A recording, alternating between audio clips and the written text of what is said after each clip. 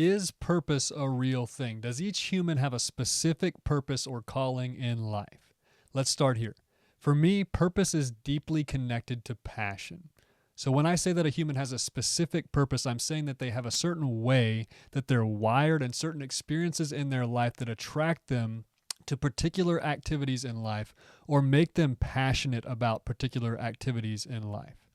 For example, as a child, my primary passion was baseball. Of course, I grew up in a culture where baseball was a big deal. Additionally, I grew up in a home that loved baseball. Further, it turns out that I was pretty good at baseball, right? In addition to being connected to passion, I find that purpose is connected to success and skill set as well, right? No one is passionate about something they're bad at, right? And so with all of those things, baseball became my passion. It was the thing that I thought about the most, that excited me the most, and that I really wanted to do above everything else.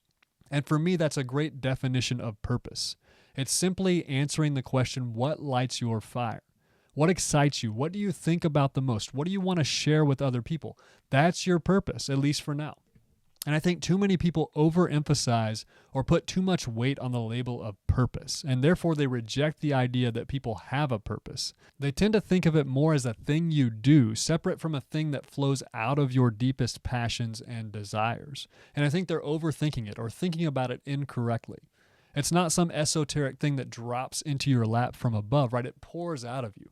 It's what you're drawn to. And the danger from my perspective is never listening to the voice within that tells us what we're drawn to. Oftentimes people get caught up in societal expectations and norms. Maybe their father or mother had an interest that drove them toward a particular field of study or profession.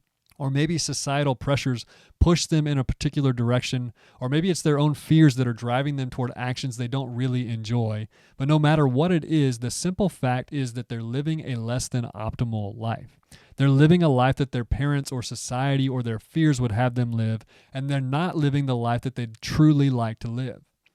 And when I say it in that way, we can see how it's a misalignment, right? If I say that someone is not living in their purpose or calling, I'm simply saying that their external actions aren't aligning with their deeper internal guidance system. They're ignoring their deepest desires in favor of living a different life. And so again, purpose is all about joy. What brings you joy? And as soon as I say that, I know there are some people who will think I'm telling everyone to be selfish, right?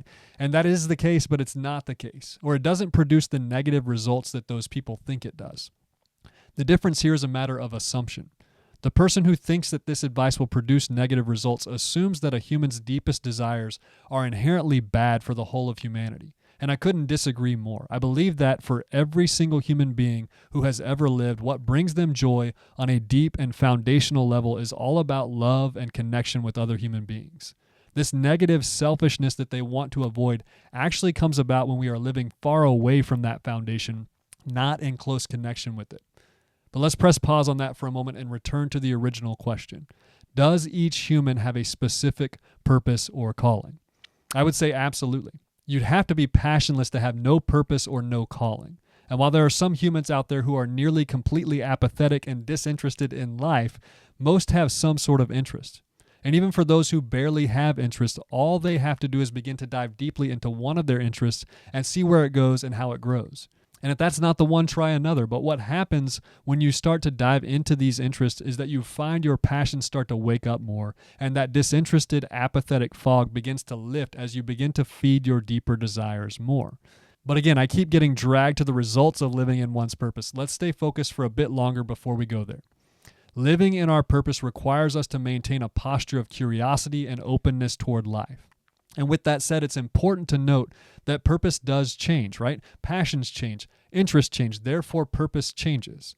And on top of that, there are often multiple deep passions and interests that are competing for our attention at all times.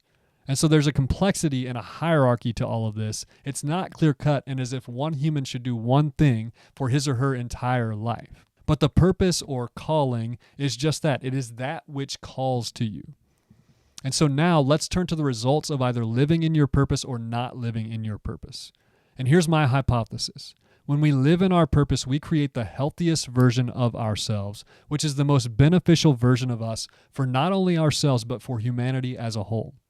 And to better understand this, let's look at our two options more closely, right? Option one, we can live a life in which something is calling to us from deep within. Something deep within is asking us to place our attention somewhere specific in life. And rather than doing that thing or placing our attention in that area, we ignore that voice. And option number two, we can live a life where we answer that call, right? And let's look at the results of each option. So option number one, what does it do to a human being to ignore this deep internal call, right? To never scratch that itch. This is living a life never focused on that which excites you the most, never focused on that which lights your fire. And of course, naturally, when we live this way, there is going to be some resentment built up and perhaps even some jealousy for those who are spending time in their passions and in their calling. Something is going to feel unfinished or off within us. There will be a disconnect or discord created by that internal desire that we refuse to align our external actions with. And as a result of that discord or disconnect, we will not be the best version of ourselves for us or anyone else. And of course, let me take a moment to say that acceptance comes into play here, right? I'd still love to be a professional baseball player, but that simply wasn't in the cards for me. And therefore, I must accept this and move on into exploring other passions and purposes. And it doesn't mean that my purpose isn't to enjoy baseball still, but perhaps I should spend more of my time enjoying a passion that I can engage in more deeply. Further, one of my primary passions now is talking and learning about fundamental human issues, right? Human psychology. And I'd love to spend all day, every day doing that. And in fact, I'm trying to build a life where I can do that. But at the end of the day, I also have other things to do. And beyond that, I have other interests and priorities. But as much as I can, I want to maximize my ability to focus on that interest. And that's what I'm saying when I say that we can live a life where we answer that call. Sometimes we answer it with many hours of each day, and at other times we answer it with just as much as we can. But let's return to the results. When I'm living in my purpose, it fuels my fire and provides me with a great deal of genuine passion, love, and appreciation in life. And it helps me be a better person to others, right? I don't feel like life is denying me the opportunity to enjoy life. I'm enjoying it. And that brings me to an important point. The grand purpose, the general purpose for all human beings is simply to enjoy life, right? It is to maximize our joy. Eat, drink, and be merry, as Solomon says. And again, when I say that, I know many people begin to think I'm encouraging sex, drugs, and rock and roll, right? But I'm not. Those aren't the deepest joys of a human. They might pique our interest for a little while, but we all know that we'll find those activities empty. Again, our deeper joys have to do with love and connection, not sex, drugs, and rock and roll. And to take this all one step further, here's the interesting thing. When you zoom out this much, when you see that every human's deepest desires are for love and connection, you can begin to say that each human doesn't have a specific purpose. They simply have a general purpose that filters through in specific ways, right? Given different circumstances and scenarios. But because you can darn near do anything and fulfill this general purpose, then the specific purpose doesn't matter that much, right? Does that make sense? Let me say it in another way. The deepest call or purpose for a human being is simply for love, appreciation, and connection of themselves and their fellow human beings. We all just want these things on our deepest levels, and there are countless ways to scratch this itch, right, to answer this call. Therefore, in whatever you're doing, simply do this, and you'll be living in your purpose. With that said, if there are some specific ways in which you are drawn to do this, go for it, right? Eat it up. That's your purpose. Enjoy. And you can see that this knowledge of our general purpose gives us great flexibility with respect to our specific purpose. So, does every human have a specific purpose? Yes and no. We do, but there's a ton of flexibility in that purpose. And the purpose can change from time to time, or we can give up one method through which we are pursuing our purpose for another method. I suppose I say all of this to say that I believe deeply in the power of specific purpose to bring out the best in a human being, but I also think that worrying too much about our specific purpose can keep us from seeing how we're walking in our general purpose of love and connection, or perhaps keep us from considering another specific purpose that might fit better at that time. There are different degrees and seasons for everything.